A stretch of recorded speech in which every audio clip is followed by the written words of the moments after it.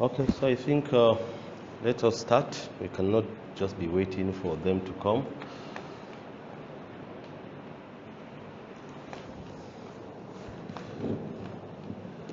I'll briefly go over what we started in our last class.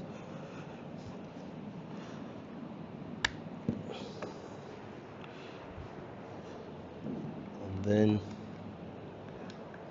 we will build from there.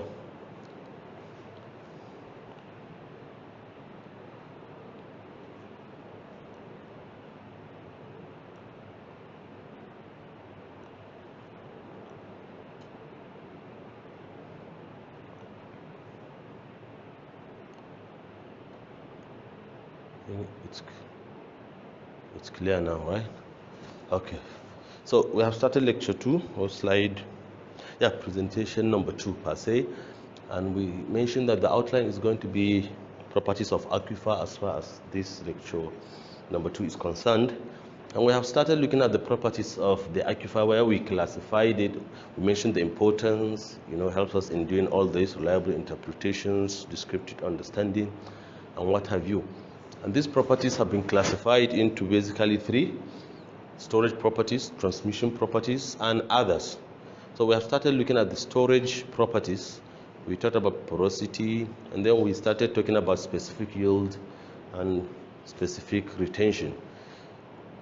We mentioned the total porosity, and then we differentiated between total porosity and effective porosity, which is the interstices, or the void constituted by the interconnected interstices, which is the relevant one for groundwater flow. Because more often than not, you have some voids that are not connected to the system of the interstices, and in that case that will not constitute groundwater flow. And how do we come about these voids that have dead ends? Usually due to emission of gases sometimes, which creates some voids within the soil matrix.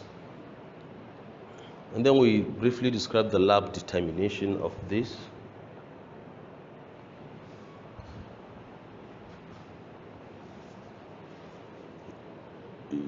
Effective porosity. I think this is where we stopped, right? Have I started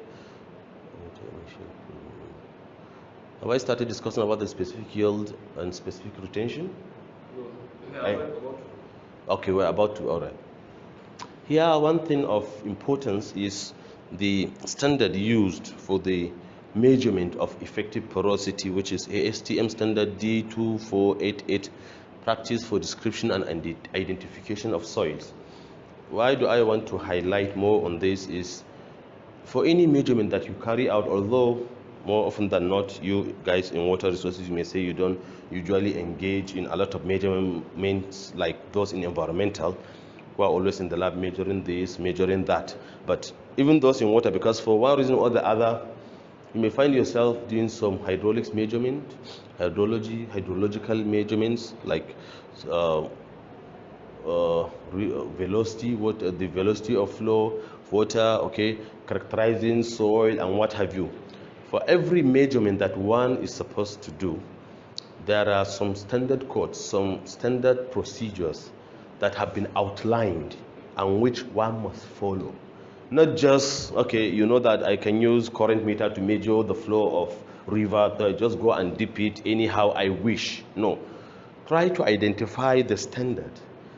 And we have many of these standards. One of them is the ASTM standard, American Society for Testing of Materials. I think that's the ASTM, American Society for Testing of Materials. The ASTM has a lot of, it has a lot of codes, or you see this is D2488. So it has a lot of them for a lot of different measurements in different areas, not only in civil or water, in different areas, and materials, meaning those in mechanical, metallurgical, and what have you. So it has a lot of procedures, laid down procedures for measurement of the effective porosity.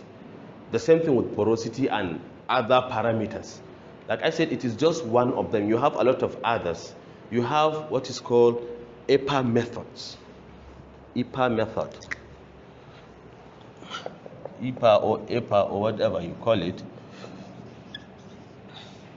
Or USEPA if you want to define it clearly.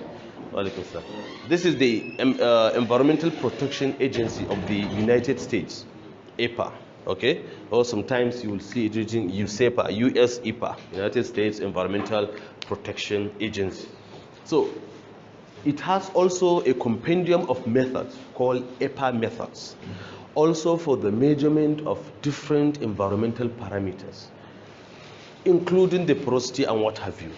So for every particular method, you can go and search the EPA method relevant to that measurement that you are undertaking. And also it has numbers like EPA, they call it, I think, method like 801, or some codes, just like you see this D2488. But one thing that is of importance here is the fact that for every measurement you want to do, you need to identify with a standard method used in carrying it out. You have the ASTM standard, the EPA methods, and you have others. You have the European standards and what have you. In some instances, probably, if you don't use any of these, you can even employ maybe a particular method described by a very good article. So you can quote that method used by another article which you will reference, that according to this is measured according to the procedure laid down by so and so.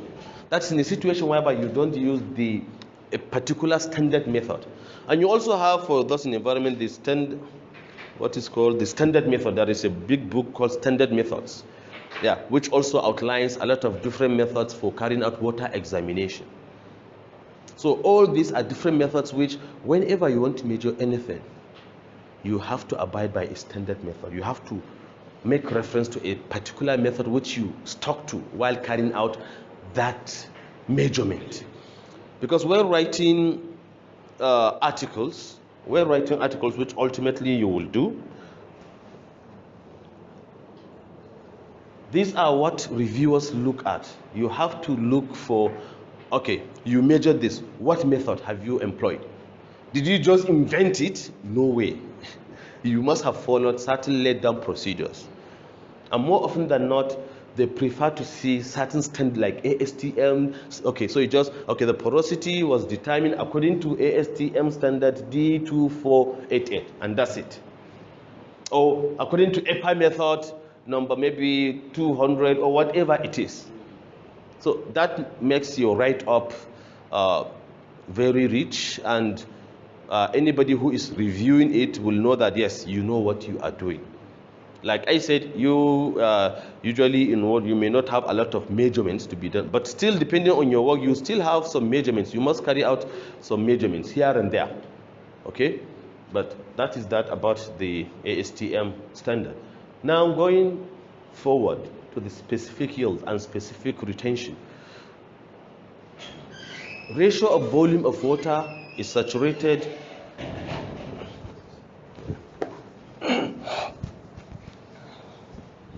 ratio of the volume of water is saturated rock or soil will yield, owing to gravity drainage, to the total volume of soil or rock. That is the specific yield. The volume of water that is drainable due to gravity, or is a measure of the total of volume that can be drained by gravity, mathematically given by the volume of water drainable due to gravity over what? The total volume of the soil. Okay, so specific retention, total volume drained, isn't it? VD over the total volume, either VT or just V. Okay, total volume of the soil or rock. And it is the storage term for unconfined aquifer. It is the storage term for unconfined aquifer, although it can also be used for confined, but normally the value varies for confined and unconfined aquifer for the specific yield. For unconfined aquifer, is usually way higher from the range. You see, 0.1 to 0.3 for unconfined aquifers. Okay, this is the range for unconfined aquifers. It has a particular range. So from the value, sometimes you can say whether the aquifer is confined or unconfined from the value of the specific retention. Because for confined aquifer, it's usually smaller than this. Several orders of magnitude lower than these values. Okay, and then we should, not all of the water initially present in the rock or sediment is released from storage. Not all is released from storage. Why?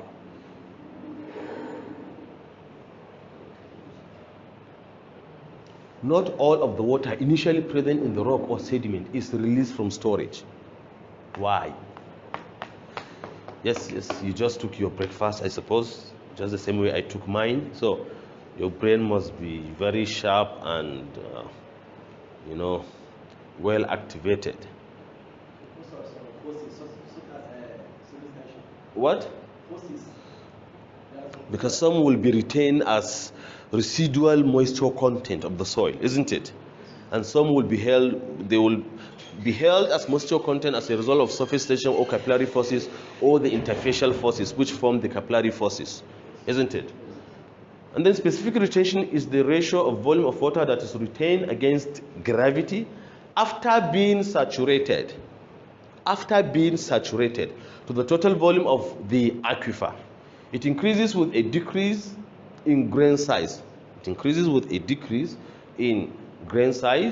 And pore size of aquifer. Why? Wait. Sorry. This is specific retention, not yield. Okay. What did I mention? I mean, did I say specific yield? Retention. Oh. My mouth mentioned retention, but in my brain, I was still on specific yield. Okay, let's go over it again. Specific retention. Now, much more like the opposite of specific yield, okay, is the ratio of the volume of water that is retained against gravity. This is the volume of water drained under gravity. So specific retention is now the volume of water retained against gravity after being saturated to the total volume of the aquifer. Okay, so specific, did you see me writing R here? What is the... This is yield, this is R. So this is the total volume retained against gravity over the total volume. And it increases with a decrease in grain size and pore size of aquifer. Why? Yes. Who can quickly give me this answer? Yes. That the specific retention, the amount of water retained within the soil matrix, increases when you have lower grain size or lower pore size. Why? What? Low porosity. No. Are you talking about grain size or pore size? Which one? So pick one and quickly discuss. Yes. You want to say? The grain size. The smaller the grain size, the lower the pore spaces of porosity between the soil particles. The lower the grain sizes, lower the pore spaces between the grain sizes, so it will now allow the water to be. But clay, as small as it is, I mean the grain size of clay is so small, right? Yes, sir. But still clay has high porosity. Do you know that? Clay has high porosity. But the only problem is that it has high specific retention. It has high porosity clay, but has high specific retention. It doesn't allow the water to be drained under gravity easily, despite the fact that it has high porosity and low grain size. So when talking about this, more often than not, because of the grain size, we can assume sometimes it will have low porosity. The void spaces are low, hence you won't have, because water exists in the voids, isn't it? The same thing here, pore size, because for low sized grains, the porosity is expected to be, I'm glad, watch my words, it's expected to be low, but there are still exceptions here and there. Clay has high porosity, yet its specific retention very negligible. Sorry, very high. The specific yield very low, extremely low, and that's why we consider it as aquitard. Okay, as if it were impervious. It will hold the water and will not release it easily to wells. Yes. In that case, can we say now the porosity makes effective porosity? What? Effective porosity. Yeah, then the effective porosity of clay is extremely low. It has high, the total porosity is high, but the effective porosity very low. Yes. Okay? The effective porosity very low. I just even mentioned it here. That a clay soil may have a porosity of 50%. You can see that. Very high porosity, 50%.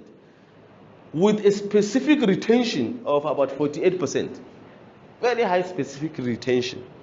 Although it has extremely high porosity, but the specific retention also extremely high.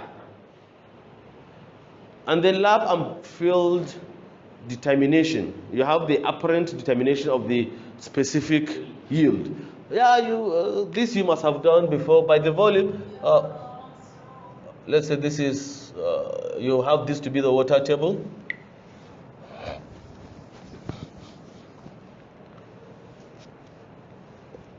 When you dig a well and then keep pumping over time, okay, there will be cone of depression, isn't it? The cone of depression, this, if you calculate this volume, it gives you what? What does it give you? Specific retention. No. No. Specific yields. No.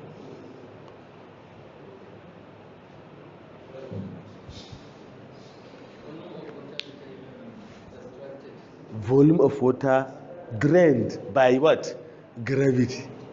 It gives me VD, which I can now use to determine the specific yield. So it doesn't give me the specific yield itself, but it gives me the volume of water drained under gravity, because you pump. So the water will be, initially the water level in the well is this, isn't it? When you are pumping, the water under gravity will now be coming from the adjacent, isn't it? Yes. Refilling. So it gives you the volume of water drainable by gravity, which if you find this volume of the cone, it will give you VD. And then knowing the total volume of the aquifer, then you can find VT, isn't it? So this is more or less like the apparent, what? SY. Oh, SY, yield, right? Yeah, so it gives you the specific yield, which is more or less called the apparent determination. And you have the lab determination, which you can find in standard methods. Okay? Now, some are just coming and they are just lucky to have our concept quiz. Okay, but for the benefit of those that just came, let me just briefly go over this. We talked about porosity before in our previous class, where we mentioned that porosity, is the volume of voids, isn't it, over the total volume. Okay, and we talked about effective porosity, which is the volume of interconnected interstices to the total volume, isn't it? Which is what is of concern to us as groundwater hydrologists, engineers, and what have you, isn't it? And then this morning we talked about the specific yield, which is the volume of water drainable under gravity over the total volume of the soil or rock. Okay, and it can be applied for both confined and unconfined aquifers. And then we talked about the specific retention, which is the opposite of specific yield, which is the volume of water retained under gravity, which is not drainable under gravity, retained against gravity after being saturated over the total volume of the soil. Okay, so now our concept quiz. Derive a mathematical relationship that connects the following aquifer parameters. Just the same way we usually have our concept quiz, just one equation connecting all these three: the porosity, specific retention, and specific yield. Now you have 5 minutes. Start. And it's, by the way, as the name implies, concept quiz. So it's not something so difficult, but just testing, your knowledge about this, the basic understanding of these parameters. Simple, straightforward, and direct. Okay? Yes. Finish. Oh. This time around, no waste of time at all.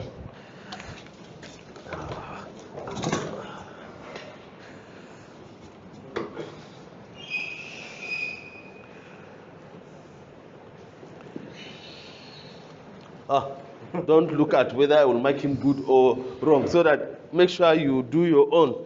Okay?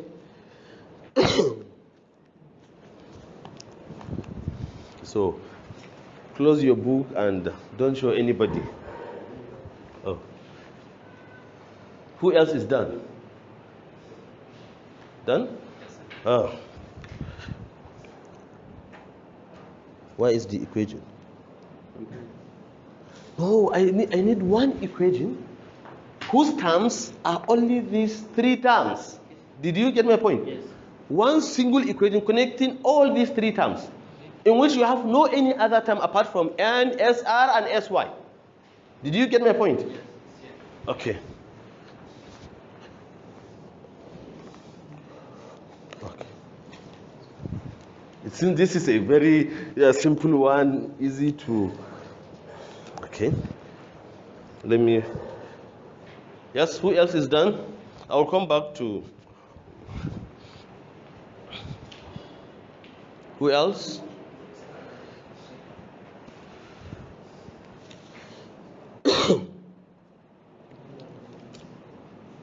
Why this?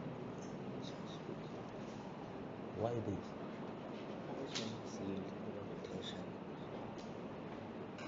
Check again, check the steps again. Double check. Yes, yes. What is the equation? Why is the equation connecting these three? Yeah, one equation connecting only these three parameters.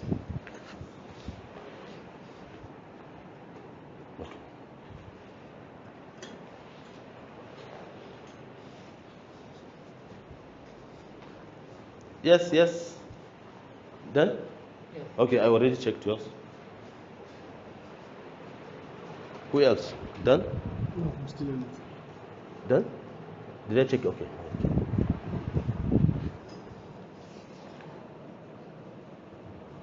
Why this?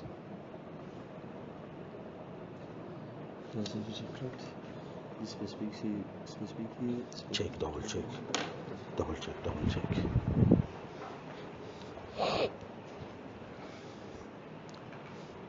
So I think there are only two guys that are yet to finish. Done?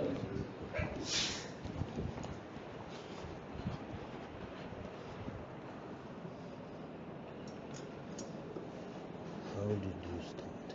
Volume of void, specific yield. Total volume, specific rotation clusters. How did you arrive at this? Volume of void, sir. The one that is Equal to the specific yield? Yes, sir. Volume of void? No. Check, double check. Double check. Porosity is quite specifically different from the attention. So Okay. this is what I wrote. So, don't look at it. No. So this is the equation I'm looking. Okay. Yes, yes, yes, yes. Who else? I think I will leave you out. Are you done? Not done yet. What about you? Hmm? No. Okay. Let's move on. Most of you got it right. Some of you have some few corrections. By definition, you have specific yield, specific retention, porosity. Porosity given is a measure of the void space, isn't it, in the soil matrix? You have now, on the other hand, specific yield and specific retention, isn't it? Which is now, if you remember, they all apply to the saturated zone, right? So meaning the void space is filled with water. Now, this one telling you about is a measure of the amount of water drained by gravity. And this one giving you the amount of water retained against gravity. So the total will add up to the what? Void space. Isn't it? And the denominator is the same. Total volume. Right? So from that, Whether you use any mathematical derivation or whatever, you will arrive at specific retention plus specific yield gives the porosity. Isn't it? From this concept-wise, isn't it? If you want to go mathematically, you can still do that. You will still arrive at the same thing. That is, if you go through mathematics, V, isn't it? Porosity, definition of specific retention, VR, retain over VT, specific yield, VD over VT, isn't it?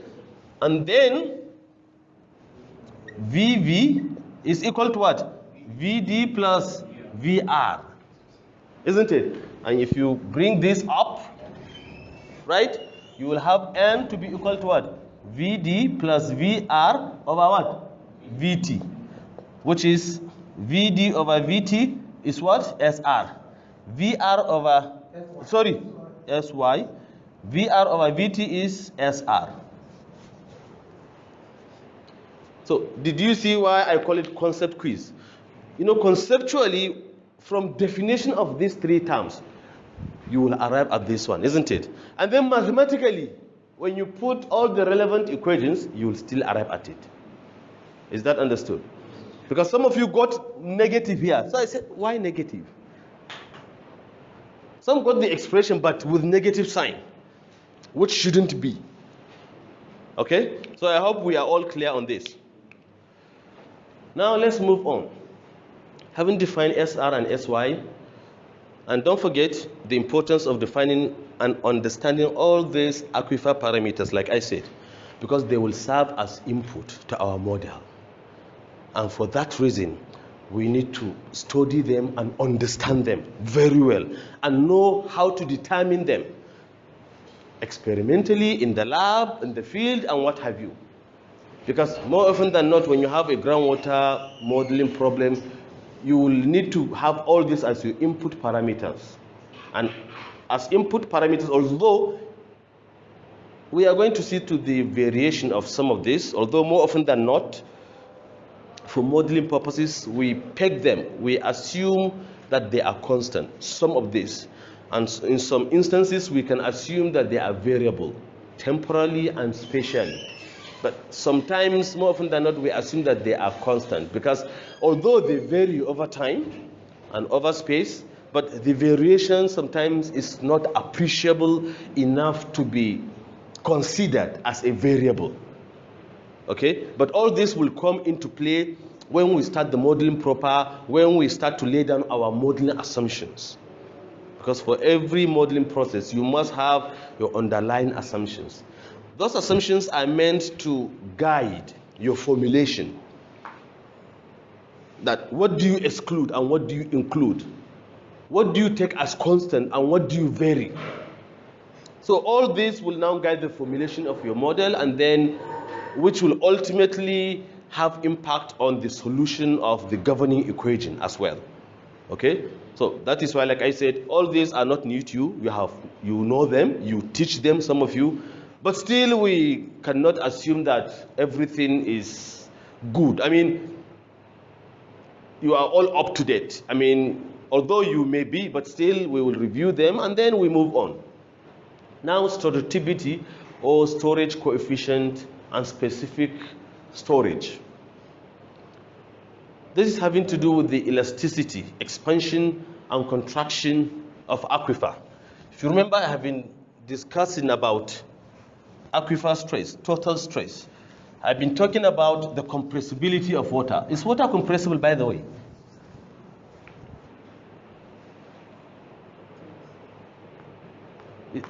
Yes. Is water compressible? Yes. Pardon? It's of course compressible. But some of you are saying no. How do you defend the argument? He says it's of course.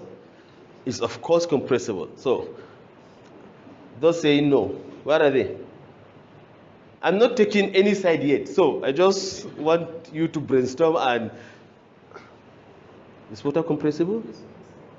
Is it compressible? So, all of you have agreed that it's compressible? Yes. But why is that?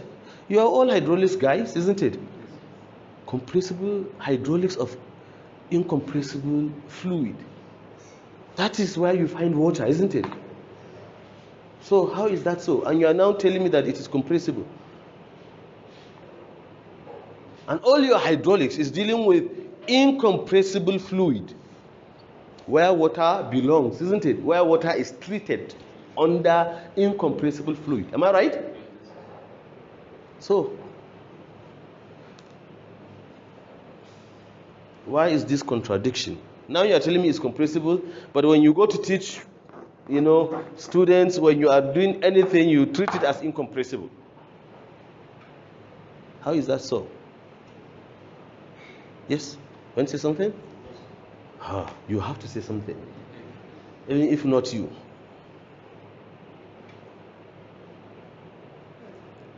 I saw you murmuring some. Please tell us so that we hear it out.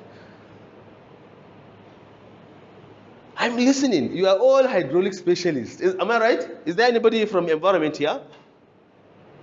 Nobody, right? Oh, good. So I'm in the right class. I am in the right class. Huh? So you want to... Are you sure you are in environment? Yes, I am. Your PhD is in environment now? Okay, your MS is in environment? Okay, so now you are a water guy. Yeah, no more environment. Yeah. Well, haven't you taken breakfast? I'm sure you did. You haven't. When coming to my class, make sure you you fill your stomach so that, although don't fill it to the brim so that you don't come and sleep in the class. Yeah, but just fill it with a balanced diet so that your brain cells will be activated and you will think very well. Yes. Any input from anybody? You have to tell me this. You have to. Because it's something obvious. You all accepted that it is compressible, isn't it? Okay, I also accept that it is compressible. So you are right, it is compressible. But how come that whenever we treat water, it is treated under incompressible flows? Or incompressible fluid? Isn't it? This is also known to you. So, why this contradiction? Who can give me a way out? Any possible, suitable, appropriate explanation to this?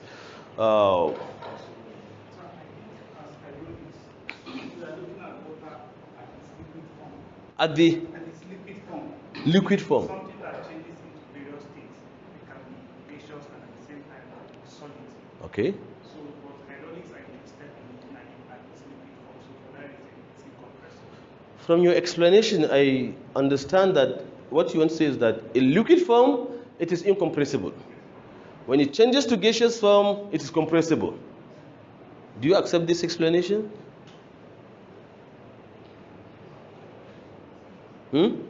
I hope his explanation is clear, right? Yes. Do you accept this explanation? You have to talk. I cannot be the only one talking. You have to talk.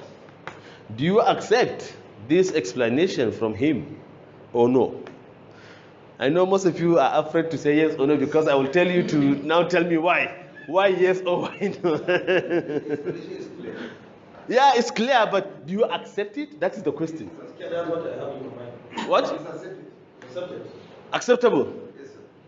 Let me see your hands up. Acceptable. That will be ballot. That's all? Okay. Not acceptable.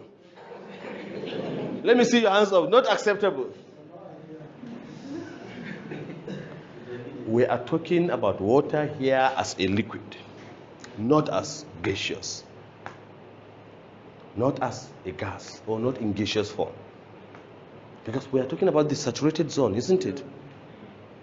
In which we have water in its liquid form, not in gaseous form. So, when we say that water is compressible, are you talking about the gaseous form of water or liquid form? A few minutes back, when you all accepted that water is compressible, were you talking about water in gaseous form or liquid form?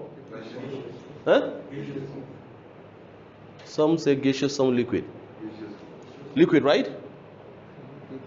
Oh. So only one is talking about water in liquid form, right? Only one. When you accept that water is compressible, only one accepted that, isn't it?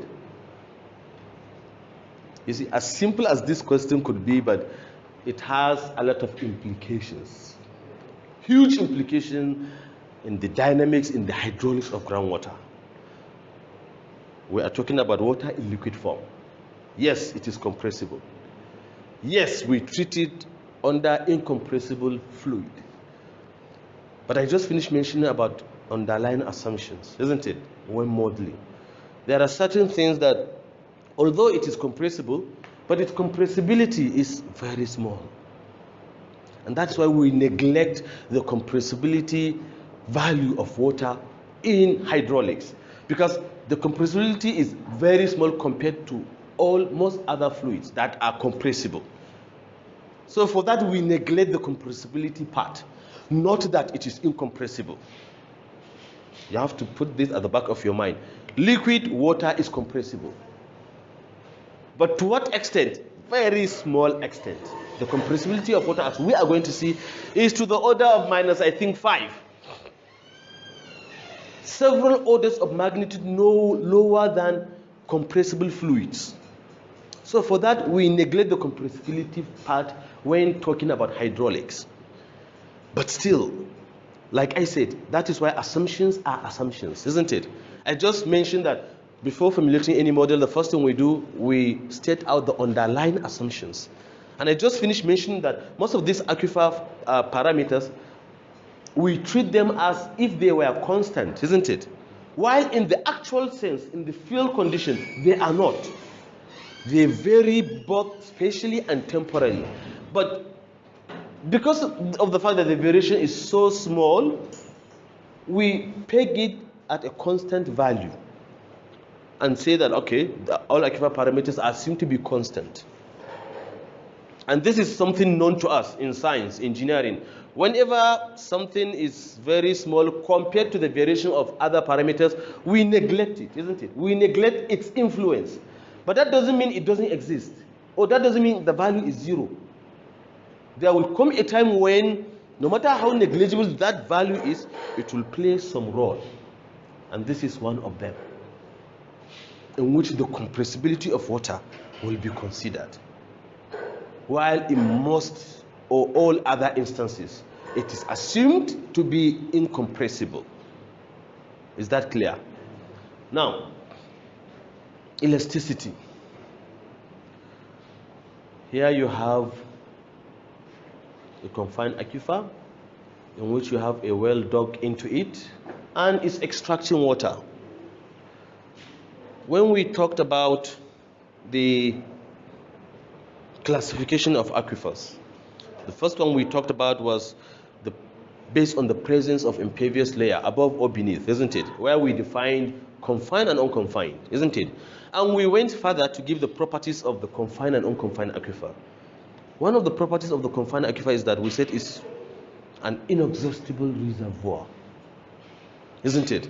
In which you keep on pumping, but the head in the aquifer is not affected, and so also the volume of water.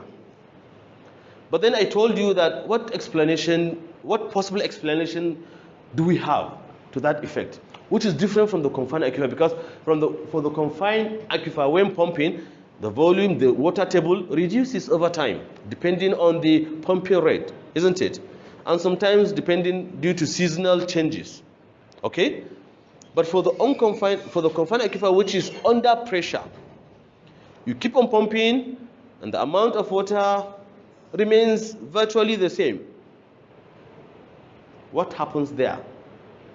That is due to elasticity, expansion and contraction of the aquifer material, effect of high pumping rate on pressure head, and effective stress.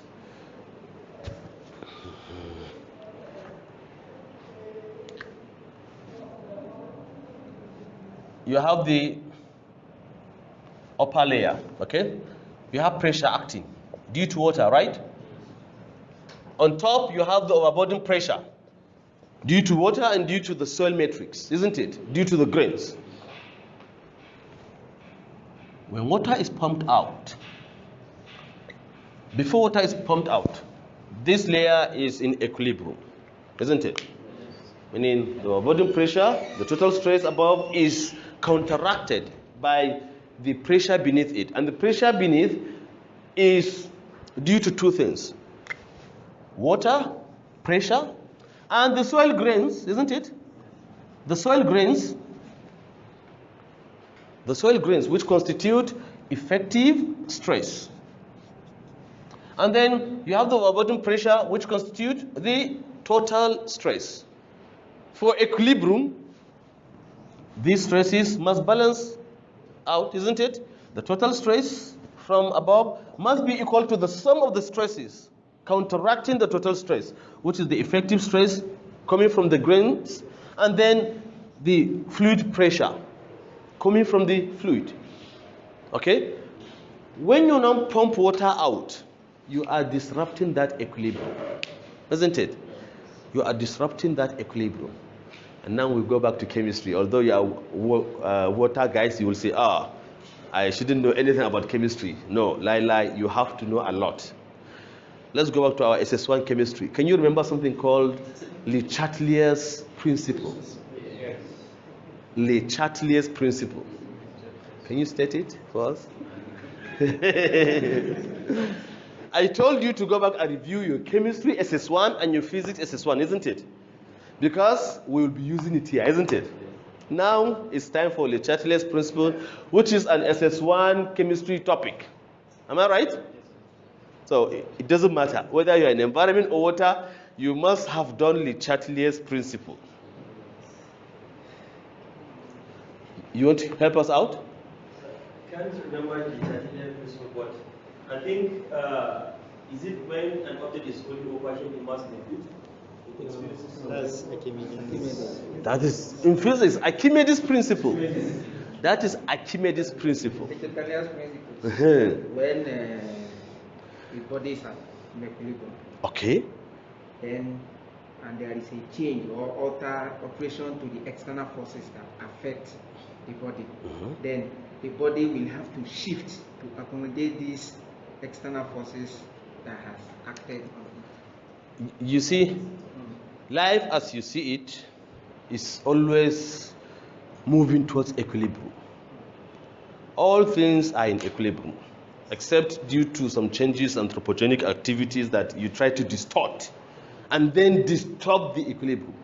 And still nature is always trying to achieve stability. It will try as much as possible to go back to the initial stage, which is the equilibrium stage. Because once you don't have equilibrium, then you have chaos. As he rightly put it, when a chemical system is in equilibrium, and one of the conditions that keep the system in equilibrium is altered, then the system will change in order to annul the effect of the change. And that's exactly what's happening here.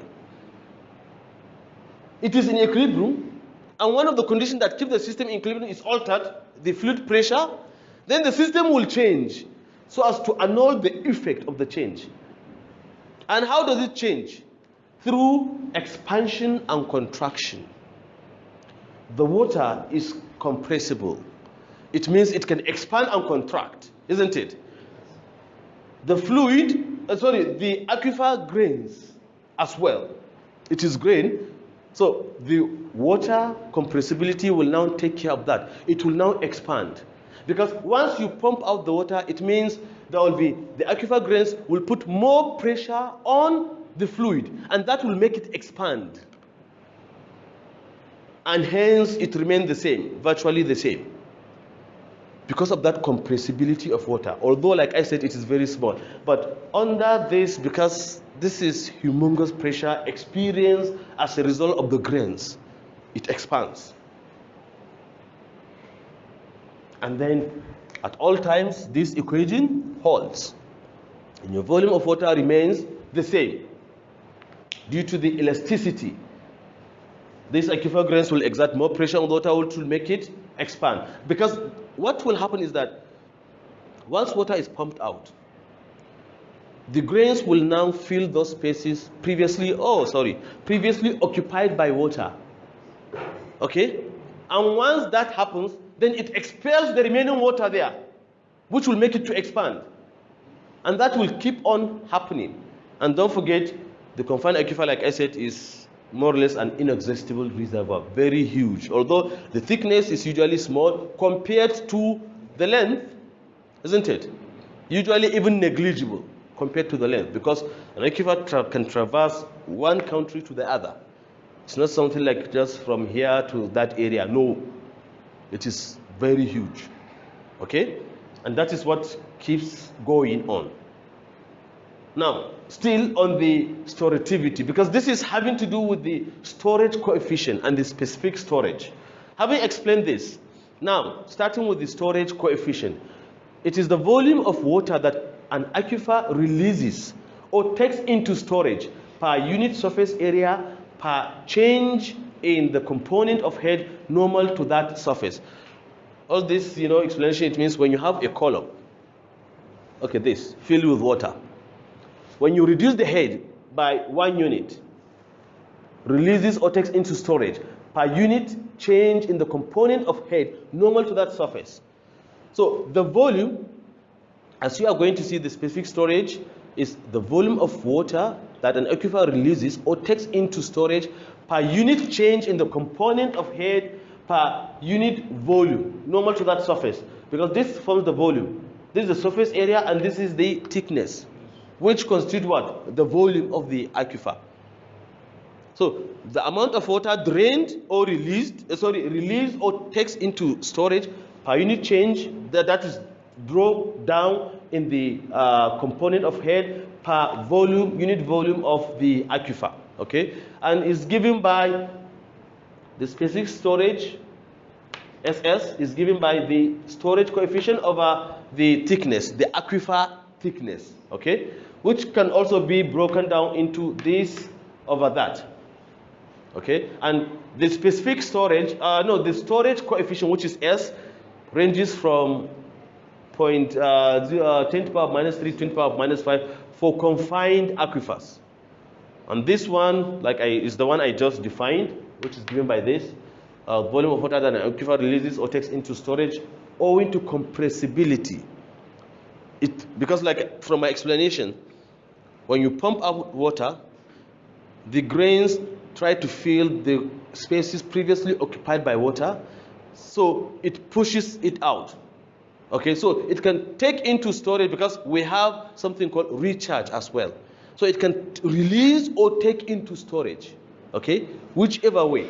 So volume of water an aquifer releases or takes into storage owing to compressibility of the mineral skeleton and the pore water, because they are all compressible.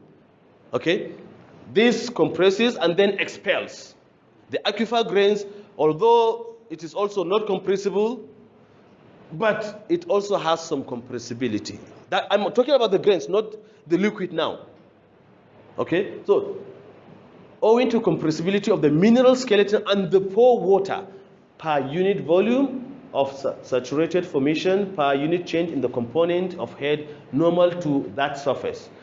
SS is called the elastic storage coefficient and is given by the storage coefficient over the aquifer thickness. And then it's also given by, that is a derivation which now is given by the density of water, oscillation due to gravity, alpha and beta. Alpha is the expansivity of water, and expansivity of the aquifer grains, and beta is the expansivity of water. Because from definition, the specific storage is due to what? Compressibility of the mineral skeleton and the pore water. So they all have compressibility values. Okay, and that's why even mathematically it tests this is the compressibility of the aquifer grains, and beta is the compressibility of water, and N is the porosity, of course, isn't it? Okay. So S versus B, which is the storativity or the storage coefficient, is also given by the specific yield plus the thickness times this storage, the specific storage. But like I mentioned, the aquifer thickness is usually very small, isn't it? It's usually very small, and for unconfined, the specific storage is also very small for unconfined aquifers. Several orders of magnitude, when you multiply this out, it is several orders of magnitude lower than the specific yield. So for unconfined aquifers, it is approximately the same. That is, the storage coefficient is approximately equal to the specific yield for unconfined aquifers. Okay, and it ranges from this to this value. Now, with this equation, let me write it out again, which is the specific storage given by the storage coefficient given by the volume of water drained or takes into storage over the change of, no, this is in the surface area, this is change in the component of head, and this is the aquifer thickness. Alpha is the compressibility of the soil grain, and beta the compressibility of water. Now, classwork. How can we find this? Take your pen and quickly work it out. Suppose an aquifer has the following data.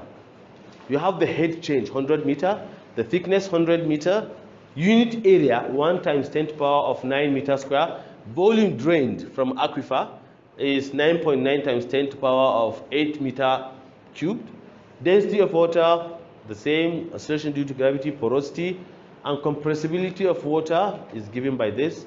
We want to find the compressibility of the aquifer material. 3 minutes. Compressibility of the aquifer. Yes, that's what we want for the aquifer material. That's what we want to find. Yes. Okay. If you remember, I told you when coming to my class, you must bring your calculator, your writing materials, because there will be some things to keep you busy, right? What? For the first timers. For the first time? For the first timers. Just coming to me. Oh, this is your first time in the class. Probably you didn't read the syllabus. I'm just coming. Oh, okay.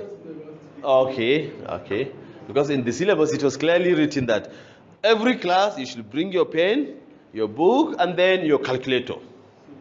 By the time I get this, Yes. Maybe you are not in the group. no. Oh, so make sure you are added to the group so that you get all the update and all the class materials. Yeah.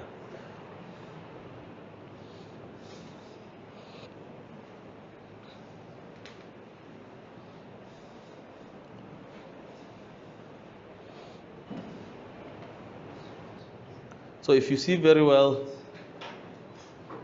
storativity of an aquifer, more often than not, it refers, it's a property of the confined aquifer, although sometimes the value, it can also be related to the unconfined, but the value also can be used to adjudge, like specific yield, usually referring to the unconfined, and then specific storage, and storativity referring to the confined aquifer. Okay? And when you talk about the specific storage or storativity, it refers mostly to the elasticity of water and aquifer grains, which is the soil matrix or rock formation, as the case may be. Okay?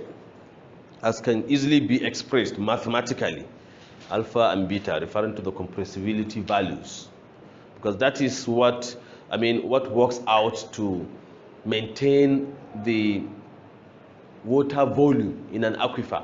They keep on adjusting, compressing and expanding continuously when pumping water from a confined aquifer. Okay?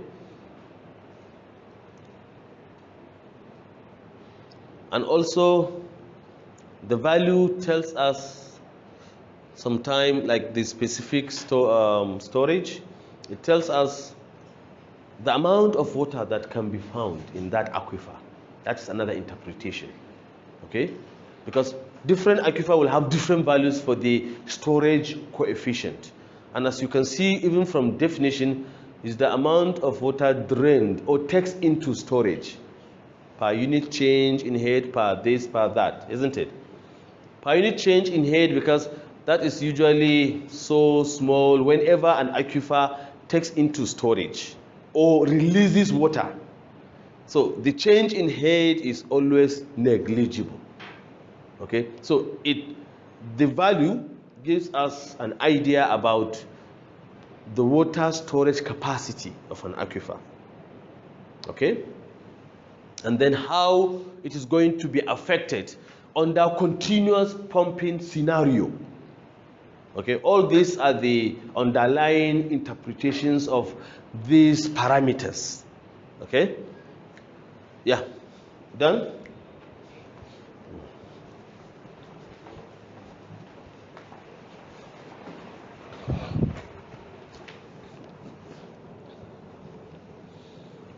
Minus, so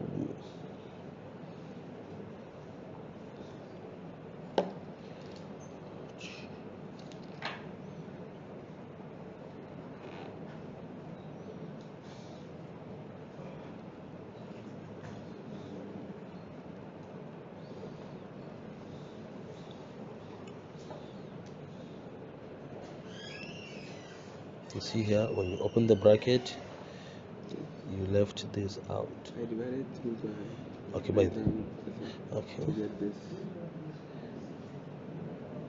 Double check, but no, I can't see where you got it wrong, but double check it. Okay, maybe compute, yeah.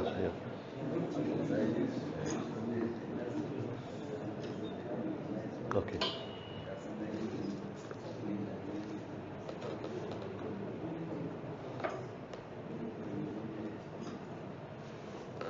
You made so many approximations along the way, maybe. Okay. What? This is what? 9.9 minus 5. From where? Okay.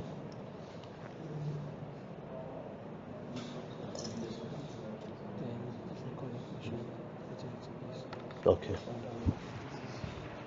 All right. Most of you got it right, except for some few that interchanged alpha with alpha is the compressibility of the aquifer grains. Beta is that of water, which is already given. So some of you went on to find beta while it is already given. That is one. Two, some of you used the volume drained. Where is it? Volume drained from aquifer as the specific storage, which is not. Volume drained is VW. Volume withdrawn or drained or takes into storage, isn't it? That is VW, not the specific storage. Okay? So you have to find the specific storage. Where did you? Because if you go back, the specific storage is the volume of water that an aquifer releases or takes into storage owing to the compressibility of the mineral skeleton and the pore water per unit volume of a saturated formation per unit change in the component of head. Okay, so VW is the volume drained, okay, not the specific storage. Okay, and then we will have the references for this particular presentation. We have applied hydrology, which we have the soft copy, isn't it? I already sent to the class group to download the soft copy. Okay, and then we have this groundwater, which I only have in hard copy. Okay, so these are the sources for all the materials discussed under this. And then at the end of the class, I will also post this presentation to the class group for you to download. Okay, now we will have some break for just 5 minutes. You have question? Yes. Okay. The first lecture that you sent. Yes. Tried when I download this, you tell me that you cannot open this. Oh, no, it's the slide. It's the slide. PowerPoint for that. That it cannot what? It does Yeah. not click. Was you unable to open? Yes. It opened. No. I think you have to install office nobody. the application that will help you to open Excel, PowerPoint. No, we have that one. We have Excel, PowerPoint, but yet it's not. Did you download in your system? No, with the phone. Lecture 1. Lecture 1. But were you able to open it? So nobody was able to open it or what? I think I have same challenges. So, Finish and write it, then it cannot open. It will download something. but do you have the appropriate office to open it? Yes. You use Android, right? Yes. You either use Polaris Office, there's Viewer, and there is Polaris Office. Polaris Office. You can download from the Android store. Is it App Store or what? And it will allow you to open all Word documents, Excel, and PowerPoint. And then again, if you don't have this, there is even PowerPoint, Microsoft PowerPoint application, which depending on the capacity, I mean your storage, the storage of your phone, it may be bigger. I think PowerPoint, that is PowerPoint application, because the file is in PowerPoint. So you must have an application in your phone that is able to open PowerPoint, which you can use the Polaris Office. It's free of charge. Or the Microsoft MS PowerPoint, which you can find from the App Store. Is it App Store or whatever you call it?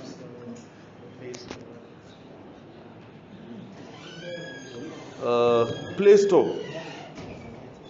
It is in Play Store. You have PowerPoint.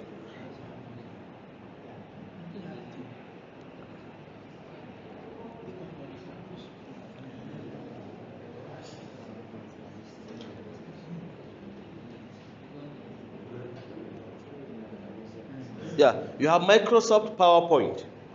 So you can download that as standalone or the Polaris Office.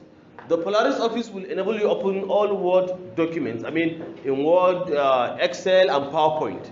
So either this or that. Once you have it in your phone, then you will be able to open it. If not, it will not open, obviously. But at the same time, even if you're not able to open, because obviously you may want to have it in your system, you can use the WhatsApp web.whatsapp, and then you can download it in your system and then open it.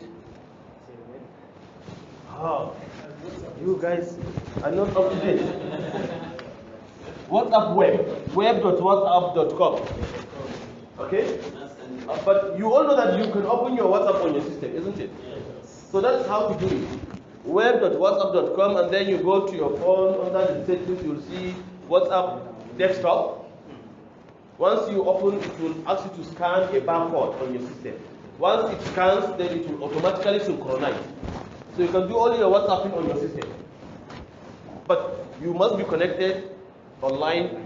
In your system must be connected, and your phone must also be connected. Yeah. So in that case, you can access all your WhatsApp messages and what have you. Then you can download all the materials in your system and open it in your system. So this is another way. Then another way, you have to download Polaris Office in your Android phone and Microsoft PowerPoint. Any of them will open those files conveniently. Okay? So we take 5 minutes break, and then we come back to continue. Okay? So we will relax for the next 5 minutes. If you want to go out, if you want to do anything, you can do that.